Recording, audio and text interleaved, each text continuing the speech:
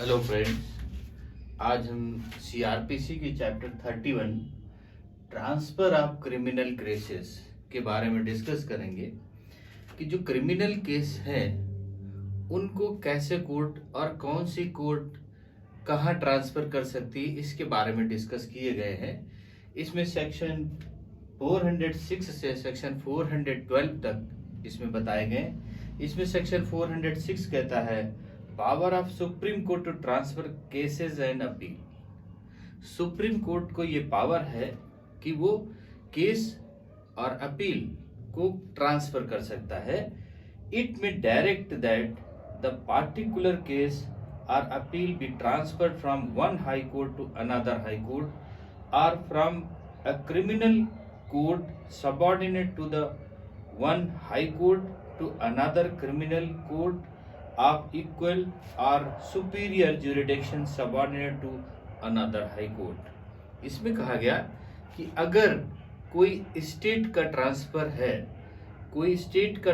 है, एक प्रदेश से दूसरे प्रदेश में कोई ट्रांसफर करना है, एक हाई कोर्ट से दूसरे हाई कोर्ट में ट्रांसफर करना है उसके समकक्ष न्यायालय में, तब इसमें कहा गया है कि सुप्रीम कोर्ट को ये पावर है कि वह पावर एक हाई कोर्ट में जो केस या अपील चल रहा हो वो अनदर हाई कोर्ट में जो समकक्ष उसके हो उसमें उसको ट्रांसफर कर सकता है। इसका सब क्लास 2 कहता है only on the application of the attorney general of India और ऑफ ए पार्टी इंस्ट्रक्टेड। ये जिसमें ये भी एक बात है कि जो अटॉर्नी जनरल होता है सुप्रीम कोर्ट का, उसके द्वारा ये पार्टी इंस्ट्रक्टेड की जाती है। जो अटॉर्नी जनरल उसका है सुप्रीम कोर्ट का, वह शपथ पत्र या प्रतिज्ञान द्वारा समर्थित होता है, जो प्रार्थना पत्र दिया जाता है। अब इसमें सेक्शन 407 कहता है power of high court to transfer cases and appeals. High court का केस अभी आया, स्टेट टू स्टेट केस, एक प्रदेश से दूसरे प्रदेश में कोई केस है उसको ले जाना है तो सुप्रीम कोर्ट का पावर है। अब जिले पे आ जाते हैं, एक जिले से दूसरे जिले में, मतलब प्रदेश के भीतर ही एक जिले से दूसरे जिले में ट्रांसफर करना है तो उसे में हाई कोर्ट को पावर दिया गया है। जब इसमें कहा गया कि सब क्लास 1 कहता है that a fair of impartial inquiry or trial cannot be had in any criminal court subordinate thereto। सब क्लास B कहता है that same question of law of unusual difficulty is likely to arise। अगर कोई असाधारणता कठिन विधि प्रश्न के उठने की संभावना है तब इसमें कहा गया कि अगर कोर्ट को ऐसा महसूस होता है कि उस जिले में इस केस का विचारण या शुद्ध तरीके से नहीं हो सकता है तो उसे एक जिले से दूसरे जिले में ट्रांसफर कर सकता है। The high court for transfer a case from one criminal court to another criminal court in the same session division. जो एक सेशन में कोर्ट में चल रहा होगा उसी इक्वल डिवीजन में दूसरी जगह पर उसको वो ट्रांसफर कर सकता है। एप्लीकेशन इज एडवोकेट जनरल, अब उसमें था महान्यायवादी था, इसमें एडवोकेट जनरल जो स्टेट का होगा उसके द्वारा उसका एफिडेविट समर्थित होगा।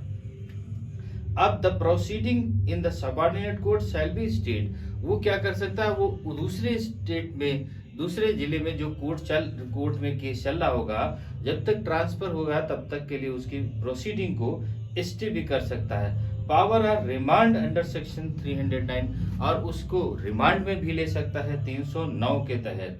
डिसमिस द हाई कोर्ट में, और उसको क्या करता है, डिसमिस भी कर सकता है। A case be transfer from one court to trial before itself, एक कोर्ट में अगर ट्रायल चल रहा है तो वो दूसरे कोर्ट में ट्रांसफर भी कर सकता है। ये तो हाई कोर्ट का पावर हो गया। अभी सुप्रीम कोर्ट का पावर देखा है state to state, high court का पावर जिले टू जिले में ट्रांसफर एक ही प्रदेश में। अब बात आती है सेक्शन 408 की पावर ऑफ सेशन जजेस to transfer case and appeals. अब सेशन कोर्ट का ये पावर है कि एक कोर्ट से दूसरे कोर्ट में सेम जिले में एक कोर्ट से दूसरे कोर्ट में उसको ट्रांसफर करने का पावर है। any particular case be transferred from one criminal court to another criminal court in his session division. अपने सेशन डिवीजन के अंदर एक कोर्ट से दूसरे कोर्ट में सेम समकक्ष में डिवाइड वो ट्रांसफर कर सकता है अपील और केस को। अब सेक्शन 409 में कहा withdrawal of cases and appeal bye session जज। सेशन जज क्या करता है कि एक कोर्ट को दूसरे कोर्ट में ट्रांसफर कर सकता है और वहां से विड्रॉ भी कर सकता है। ए सेशन जज में विड्रॉ एनी केस और अपील फ्रॉम और रिकॉल एनी केस और appeal which he has made over to any assistant session जज और chief judicial magistrate subordinate to him. उसके अंतर्गत जो भी असिस्टेंट एडिशनल सेशन जज है, असिस्टेंट सेशन जज है या चीफ जुडिशियल मजिस्ट्रेट है, उनके हम वो केस को ट्रांसफर कर सकता है और वहां से वापस भी मंगा सकता है। सेक्शन 409 में वापस मंगाने के लिए इसको पावर दिया गया। अब बात आती है सेक्शन 410 में withdrawal of cases bye judicial magistrate. Judicial magistrate को पावर दिया गया। अभी सेशन कोर्ट को, सेशन कोर्ट से नीचे आ गए जुडिशियल मजिस्ट्रेट को पावर दिया गया। Any chief judicial magistrate may withdraw any case from और recall any case which he has made over to any magistrate subordinate to him. अगर 410 में दिया गया कि जो चीफ जुडिशियल मजिस्ट्रेट है वो अपने अंतर्गत जो फर्स्ट क्लास मजिस्ट्रेट है, सेकंड क्लास मजिस्ट्रेट, उनमें जो केस को ट्रांसफर करता है उसको विड्रॉ कर सकता है, मतलब वापस भी मंगवा सकता है। इसमें चीफ जुडिशियल मजिस्ट्रेट को पावर दिया गया और सेक्शन 409 में सेशन कोर्ट को पावर दिया गया। अब 411 में आते हैं making over withdrawal of cases bye executive magistrate.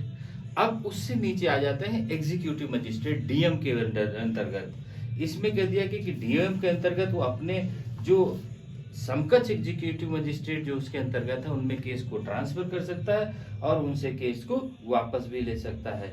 इसका सब क्लास 1 कहता है make over for disposal any proceeding which has been started before him or any magistrate subordinate to him। जो उसके अंतर्गत मजिस्ट्रेट के है उनमें केस को ट्रांसफर करता है या केस को वापस मंगाता है।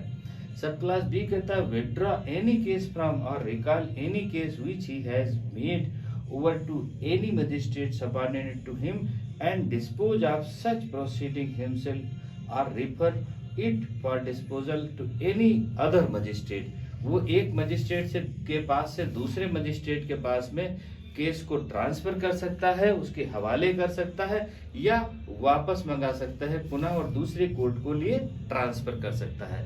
ये सेक्शन 411 में कह दिया गया। अब सेक्शन 412 कहता है रीजंस टू बी ट्रांसफर। लेकिन जब वो ट्रांसफर कर रहा है तो उसको उसका कारण पूरा डिटेल लिखना पड़ेगा कि वो इस वजह से केस को एक जगह से दूसरी जगह पर ट्रांसफर कर रहा। सेशन जज or magistrate making an order under section 408 and 409 section 410 or section 411 shall recorded his reasons for making it. उसे जो सेक्शन 408, 409, 410, 411 में जो ट्रांसफर किया है या वापस मंगाया गया केस को, उसका पूरा को पूरा उसको रीजन लिखना पड़ेगा कि इसको क्यों एक जगह से दूसरे जगह ट्रांसफर कर रहा है और क्यों वापस मंगा रहा है। तो अभी बहुत सिंपल था इसमें कि केस को कैसे ट्रांसफर किया जाएगा। 406 में सुप्रीम कोर्ट को पावर है स्टेट टू स्टेट ट्रांसफर करने का। 407 में हाई कोर्ट को पावर है जिले टू जिले ट्रांसफर करने का और 408 में सेशन कोर्ट को पावर है उस जिले में अपने अंतर्गत चल रहे एक कोर्ट से दूसरे कोर्ट में ट्रांसफर करने का।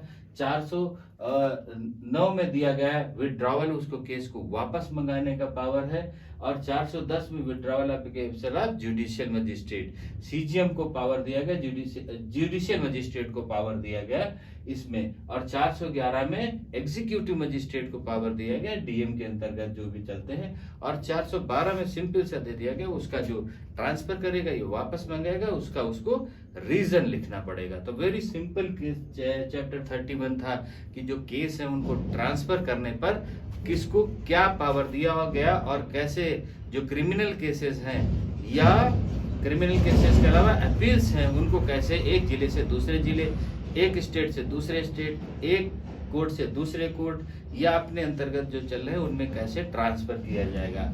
अब चैप्टर 32 में हम इसके बारे में नेक्स्ट पार्ट में डिस्कस करेंगे। ओके, थैंक यू, जय हिंद।